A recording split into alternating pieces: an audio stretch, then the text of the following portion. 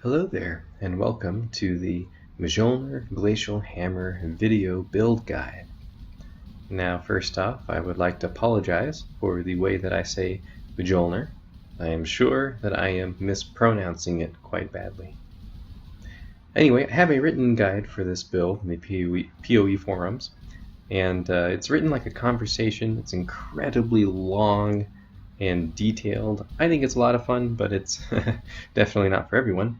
So hopefully the intention of this guide is to be like that, but more succinct, and to share with you all the relevant information while still being a little bit more palatable for the more normal person.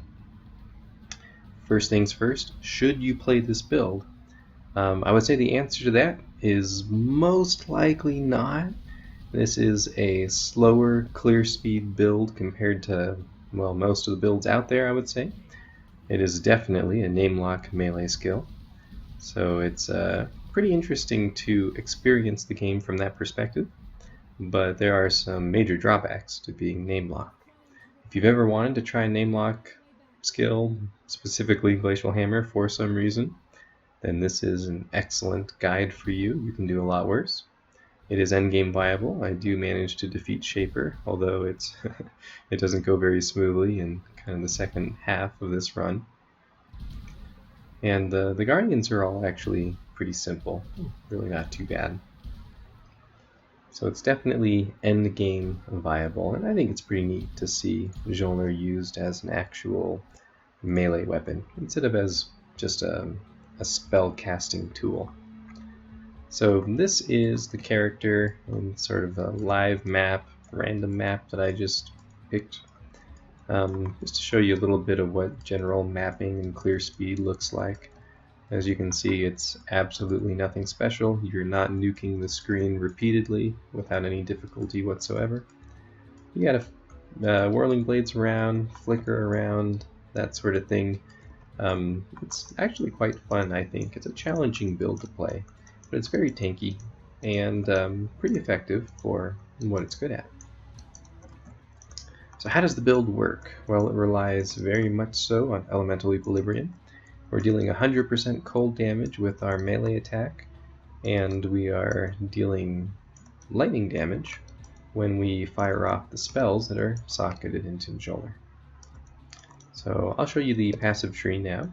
We are a Berserker because that is meta in this league, and for this build it's just amazing. It gives us all the leech in the world, and then huge damage increases, so it's a fantastic ascendancy. As you can see, we're spending very little time in the Berserker area of the tree, just getting some life, damage, and accuracy. We're heading up this way to get elemental equilibrium, elemental overload, and mind over matter, as well as some life, mana, and accuracy. We're spending a huge amount of time in the duelist and ranger areas. We're going to get damage, life. This is our second winter burial jewel. We'll need 2 of them in order to convert 100% of our physical damage into cold. This is a really powerful node, so don't forget about this one. And then we're getting some more mana and flask stats on our way to the almighty Volpact. As far as our other jewels go, we get 2. Here's an example of a good offensive one, a lot of attack speed and damage. And here's a more defensive one, life, mana, and a little bit of accuracy, because why not? So that is the skill tree. This character is level 92, which is pretty reasonable to attain. A little bit slow mapping and leveling in general, but not too bad really. As far as our gear goes, we only have a couple required uniques, Mjolnir and the Princess in our offhand. We get huge increased damage through added physical damage as cold. 30% is nothing to laugh at. It also helps us with our mobility by letting us use whirling blades, and ups our attack speed quite a bit because we're technically dual wielding, even though we only actually attack with Mjolnir. The only other required unique is the Astramentus, although if you can't afford it, and Adziri's foible will do not just as well, but pretty good. It'll help you meet your requirements, and also gives you really good mana stats, which are nice. One thing to note is with the Astramentus and with the passive tree, we end up getting quite a lot of stat points and a ton of dexterity, over 350. This means that we can hit a 90% chance to hit with only 400 increased accuracy, which I have just on my rings here. If I took off this jewel here, then you can see 90% with 400 added accuracy. So that's a really easy threshold to hit. So don't even worry about a Lycosidae in your offhand to meet a good chance to hit. We have 118% increased accuracy from our tree, which is pretty cool. Anyway, the rest of our gear, they're all rares. Here is helmet with a decent, well, I guess with the best Glacial Hammer enchantment. Physical damage added is cold. Our armor is a 6-link astral plate that I got from Celestial Justice cards. I don't know how you pronounce that. Handcrafted with an essence of greed. Our rings I've showed you. Boots are just life, mana, resistance, movement, speed. I prefer not to get two-tone boots because I enjoy enchanting them in the lab, seeing if I can get something good. The belt is pretty straightforward. Now the gloves, I try not to rely on resistance from my gloves in order to meet my cap, or in order to get the 130%, 135%. And the reason for that is because you can switch out these gloves for Repentance or for Shaper's Touch, depending on what you're using them for. Shaper's Touch is actually probably best in slot. I really should have used that.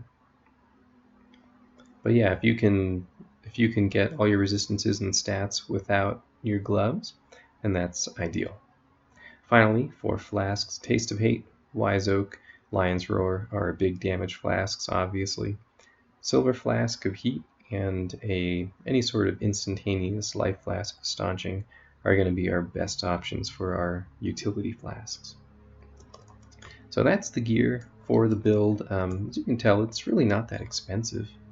The Taste of Hate and the Astramentus are the only real pricey pieces of gear, and the rest are just like any other build, getting a 6-link and trying to get decent rares, or what you're trying to do there.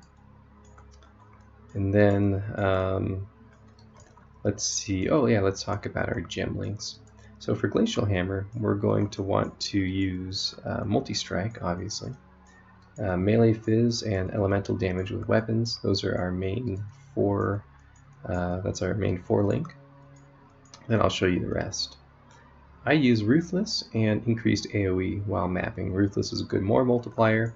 Increased AoE increases the splash damage that you do, so it helps you clear stuff out faster. However, when it comes time to fight bosses, swap in Elemental Focus over AoE. And against the really hard bosses, you can swap in Bloodlust over Ruthless. Bloodlust is a 59% more multiplier, which is just insane. Now, how do we bleed enemies? We do so with our totem. Ancestral Warchief, with chance to bleed, means that most stationary enemies we can bleed pretty quickly, and then we get that huge increased damage. Now you're probably wondering, well, won't our Warchief throw off Elemental Equilibrium? And the answer would be yes, if not for Brutality.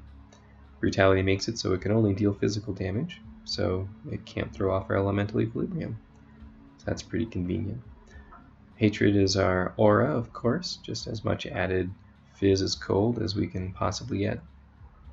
As far as our movement skills go, Whirling Blades, Flicker Strike, Faster Attacks, Fortify, and you can swap out Flicker Strike for Frenzy against bosses in order to get some Frenzy charges and increase our damage even further.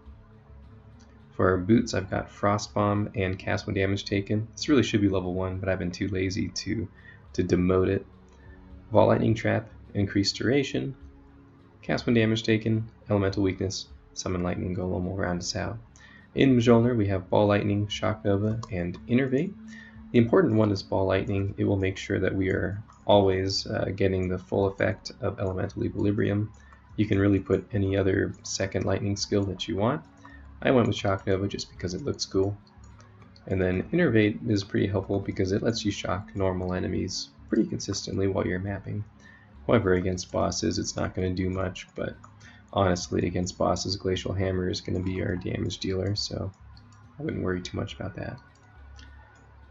Anyway, that is pretty much everything that you need to know about this build. If you want specific details, you can go to my written build guide where I talk about everything extensively. I think it's pretty cool, but it can be difficult, I suppose, to get through if you don't appreciate my sense of humor and all that. So anyway, I'll finish killing off this guy, Gal, daughter of Ash, this Gal, and there we go.